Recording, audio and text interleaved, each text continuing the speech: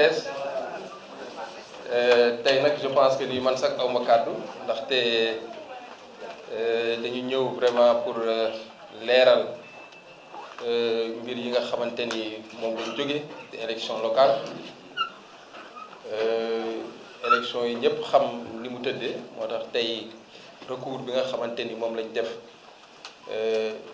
si wàllu résultat yi bi nga xamante ni la commission de recensement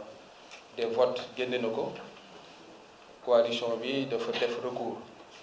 donc nag recours boobu tey dañ ñëwoon dinañ ñëw expliquer Thiessois yi lan moo ko motiver lan moo tax ñu def ko mais loolu aussi bala ñuy commencer dama doon sant Thiessois yi sant ñi nga xamante ni tey ñoo porté suñu confiance ci ñun des années ñuy jàpp ni président Abdoulaye Dièye war na mën a indi partition pour liggéey Thiès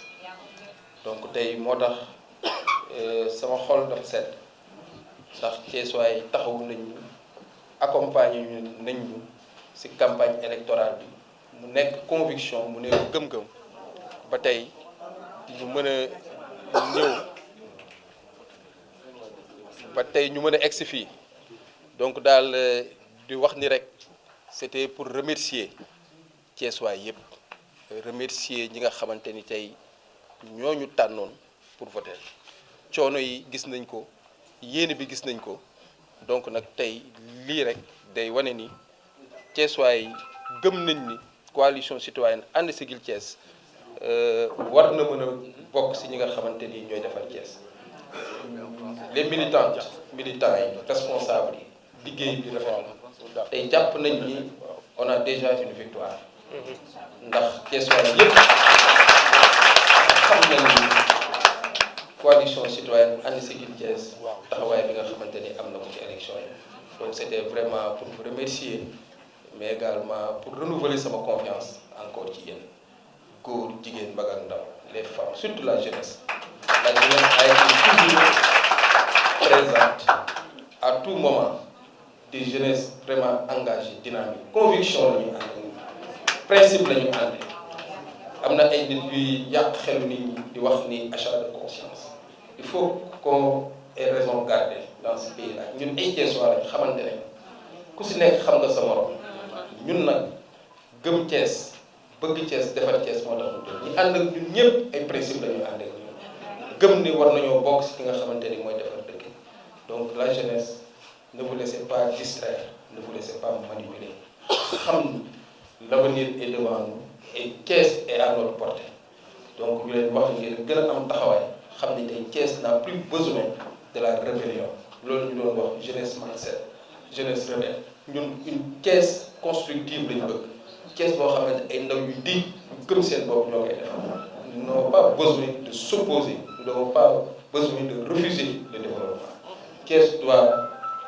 se développer donc vous la jeunesse je vous interpelle encore dañu àndandoo taxaw liggéey gi di Thiès les femmes jigéen ñi aw ma seen fay vous avez bravé sonn ngeen ci campagne daw ngeen suba ngeen suma taxawee gis tey je pense que li ñu am si voix loolu c'est des électeurs de sympathie ñi nga xamante ni dañ ñoo gëm ñoo ànd ak ñun tey ñun amuñu ay voix yoo xamante ni dañuy faj mer mais dañu am ñoo xamante ni dañu gëm le projet de la coalition ànd Siggil Thiès donc tey on peut s'en glorifier wax ni lii victoire plus de 10 000 voix yi ñu am c'est des partisans c'est des militants fidèles à la coalition citoyenne ànd Siggil Thiès maa ngi leen di sant bu baax mandarga sunu jotaayu tey jotaay bi du conférence de presse ci gàttal li ñuy wax point de presse moom la ça dañuy ñëw taxaw leeral waaye nag di rafetlu introduction bi président def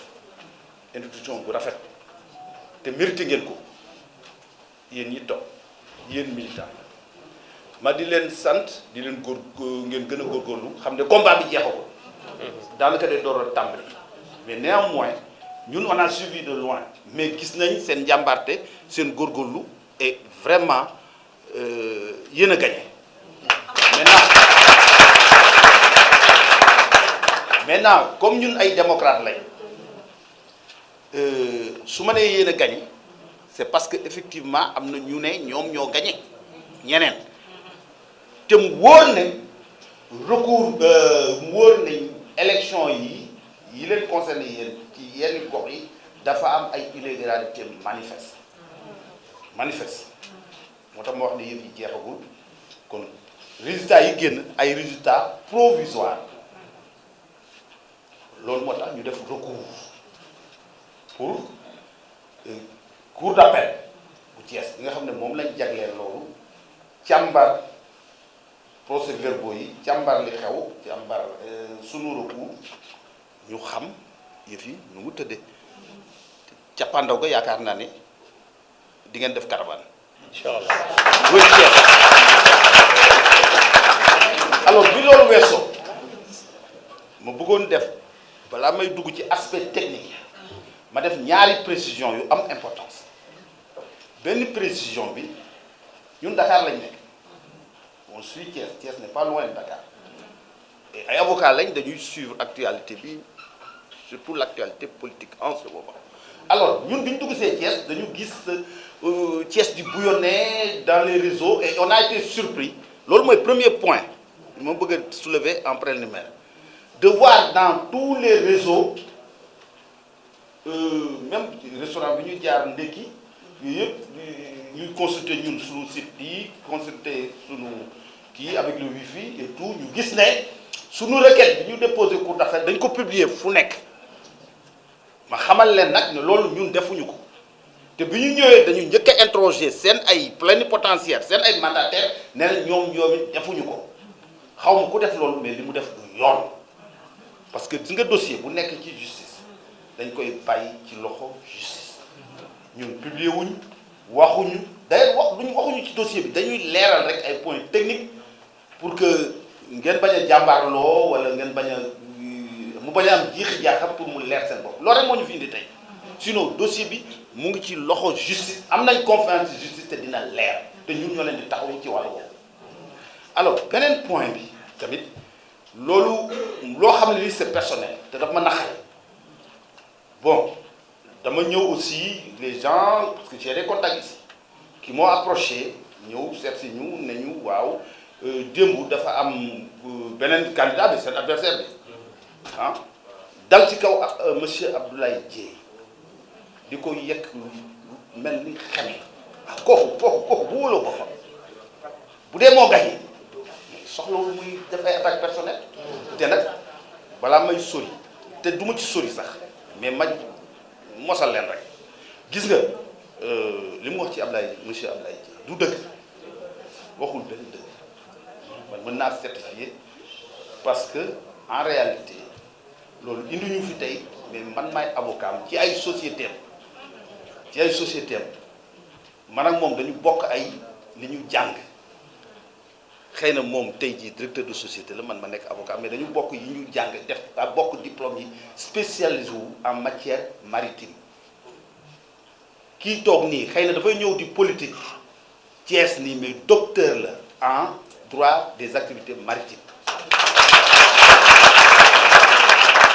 te bu fekkoonte ne du bëgg dëkkam wala bëgg a liggéeyal Sénégal mënoon na yem ci société am yooyu di am teraangaam di ko lekk moom kott ak ay ñoñam deful loolu kon kooku mérité wul ñuy yëkkati ay wax yu ñaaw di ko teg ci deram surtout que du dëgg waaw bi loolu weesoo nag ñu jublu ci li ñu fi indi tey li ma leen di xamal benn ñun def nañu recours puisque def nañu recours tant que cour d'appel attewul dara xewul mën nañu wax ne dara xewul te recours bi dañ ko teg fu wóora parce que dafa loi bi dafa wax ne bureau de vote 8 heures lay ubbi tëj 18 heures loolu c'est clair mais principe la d'accord principe la mën nañ ko proroger préfet bi gouverneur wala sous-préfet mën na yokk bureau vote yi pour dimbale électeurs yi ñu voter normalement mais attention c'est important li may wax ni mais booba day fekk préfet bi génne benn arrêté préfectoral ba pare ñu affiche ko ci buntu bureau de vote bi loolu ci kaw yi nga xam ne sunu recours foofu la porté amu fa donc ñoom ñoo def seen ay pexe bopp yokkal seen bopp heure yi te lu may wax ni inventé wuñu ko amuñu notification préfet ah ñoo ko defal seen bopp teg ko wéeruñu ko fenn def fa lu leen neex façon tappale bu leen neex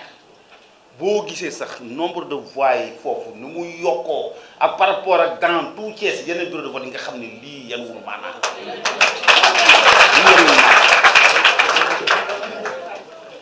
lii yanuwul maanaam te inventé wuñ ko huissier de justice moo ko constaté procès verbal d'huissier de justice baa ngi nii sama loxo huissier de justice moo constaté ci procès verbal bureau de vote yi la sukkandiku constaté ni ñuy yokkee bureau de vote yi bureau de vote yi ci centre boobu la centre boobu nga xam ne ça polarise à peu près ay 16 bureaux de vote si je ne m'abuse Kabassal mooy école Kabassal foofu lañ defee seen loxo yi parce que en réalité jour scrutin bi 18h passé mais ku nekk xamoon na ne Ablaye Dièye moo gagné booba nag ça se comprend booba ngeen démobilisé wu def seen caravane di wane ne yéen a gagné loolu moom seen affaire la affaire politicienne noonu la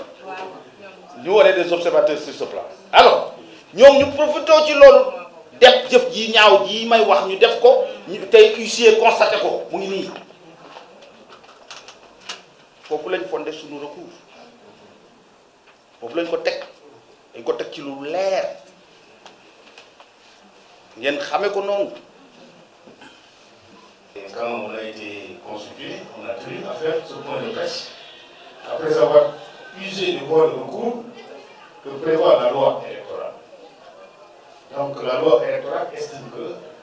tout candidat peut demander l'annulation des opérations électorales lorsqu'il constate qu'il y a des irrégularités. Et pour cela, la juridiction compétente, c'est-à-dire la Cour d'appel, est saisie. Donc c'est ce que nous avons fait dans cette affaire, où on a constaté effectivement qu'il y avait des irrégularités manifestes, il y avait de la fraude à la limite, qui avait été perpétrée de l'autre côté, et ce qui a faussé la sincérité du scrutin. Parce que simplement, vous savez, il y a un décret. C'est le décret 2021-1369 du 15 octobre 2021, lequel décret était relatif et qui en fait permettait le renouvellement des conseillers départementaux et municipaux, et qui disait que, en son article 2, que le scrutin est ouvert à 8h et clos à 18h. Donc c'est le principe. On ouvre, donc le scrutin est ouvert à 8h, mais il est clos à 18h. Maintenant, il y a une exception qui est prévue par la loi et qui permet au préfet, gouverneur et sous-préfet de proroger pour permettre aux électeurs de voter normalement, lorsque, en fait, certainement, il y a un débordement. Mais pour cela, il faut un arrêté. Donc, l'autorité administrative doit prendre une décision administrative, et cette décision administrative doit être affichée à la porte du bureau,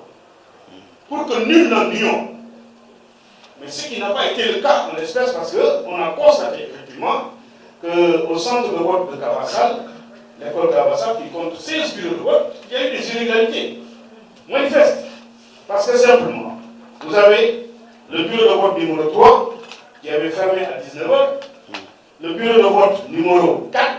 à 20h30, le bureau de vote numéro 5 à 20h, le bureau de vote numéro 7 à 20h,